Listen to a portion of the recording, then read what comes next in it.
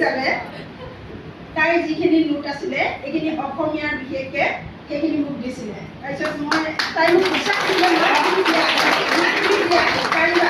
তাৰপিছত মই তাই প্ৰথম ইংলিছ পৰীক্ষা দিনাখন তাই ইয়াৰ খবৰ লৈ গৈ মই আকৌ মোৰ পৰীক্ষা হলত সোমাইছোঁ। তেনেদৰে মই পৰীক্ষা দিছোঁ, ছেকেণ্ড ডিভিজন পাবলৈ সক্ষম হৈছোঁ। ভাল লাগিছে।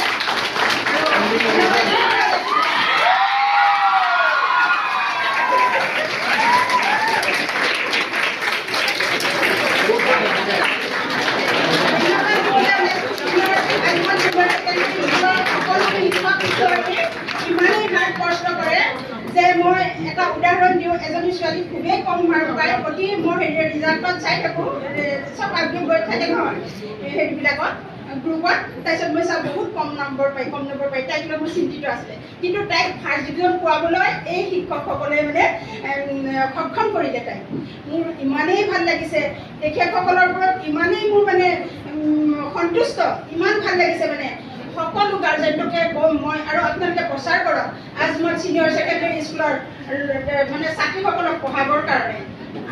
অলপ কষ্ট হ'ব, কিন্তু শাৰীৰিকভাৱেও হওক বা আৰ্থিকভাৱে অলপ কষ্ট হ'ব, কিন্তু আপোনালোকে পঢ়াত এটা ভাল ফল পাব, আপোনালোকে ভাল মানে ৰিজাল্ট পাব। আৰু সেইটোকে কয় মোৰ বক্তব্য।